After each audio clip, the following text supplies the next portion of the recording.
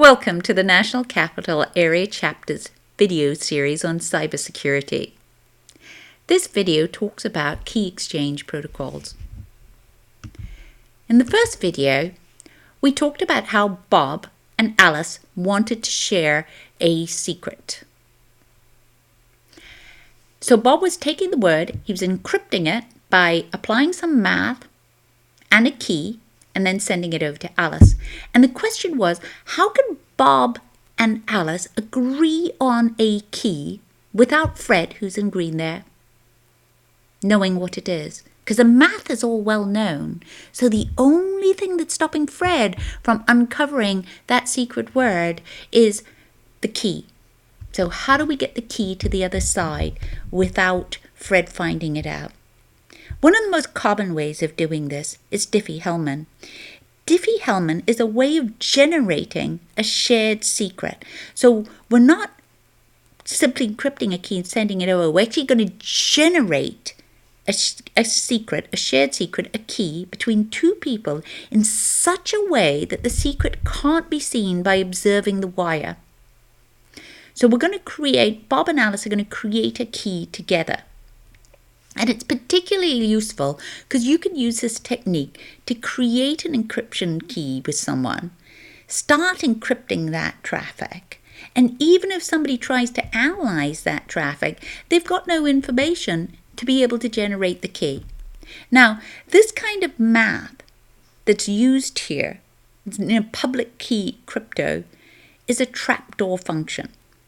And generally we use discrete logarithm problems, but we can also modify it to use elliptic curve cryptography as well, which we see becoming much more common within the mobile world. So, what we want to do then as an output of this is we want to be able to generate a shared secret.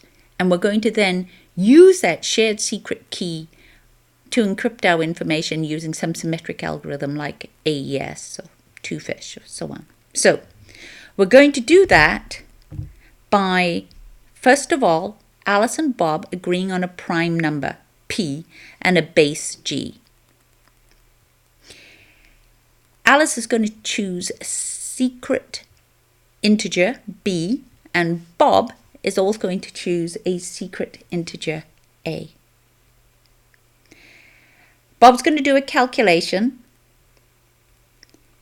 G to the power of A mod P, and he's going to send that output, capital A, G, P, over to Alice. Now note, little a, which was used in the math, is never sent over. That's a private key. It's going to stay private with Bob.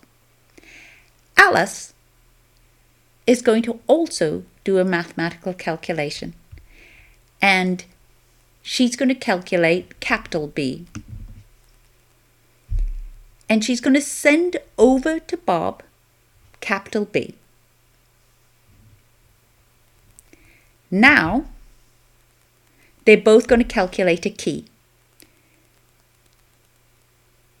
using the input that they have. So Bob calculates K equals B to the power of A mod P, and Alice calculates K from capital A to the power of B mod P. So, the algorithm is secure because the values of little a and little b, which are required to derive K, the key, are never transmitted across a wire at all. So Fred, if he's watching that wire, can't generate K. He does have insufficient information. Now this idea of math that's very easy to go one direction and difficult to go back in the other direction is brilliantly described on Wikipedia and the article on Diffie Helman Key Exchange. And what they do is they use paint colors as a analogy for how math would work. So what happens is Alice generates a paint color using a secret color and a common color. And Bob goes ahead and does the same thing. And then when they mix their colors together, they come up with a shared color, a common secret, which they can now use. And somebody watching that wire has insufficient information to be able to derive that. So That's well worth looking up on Wikipedia. The one thing to note about Diffie Helman key exchanges that when we're agreeing this key, even though when we're watching the wire we have insufficient information to be able to steal the key or derive information to be able to generate the key, key's never sent across the wire, there is no end authentication going on here. So Bob never checks that he's actually talking to Alice. So what that means is if Fred was simply to intercept the communication by inserting himself in the middle, and this is known as a man-in-the-middle attack, then this could be possible. So in other words, Bob creates a key, and when he's creating a key, he doesn't realize he's actually creating it with Fred. Fred then creates a key with Alice. So now, when Bob generates the word password and he sends it out, Fred intercepts it, unencrypts it, reads it, re-encrypts it with K2, and then sends it out to Alice. Now, this man-in-the-middle attack is possible. Why? Because the Keyexchange protocol never did any form of authentication. So the fact that there was no authentication built in here, no non-repudiation, means that we need to look at what our options are for building that in when we're doing encryption.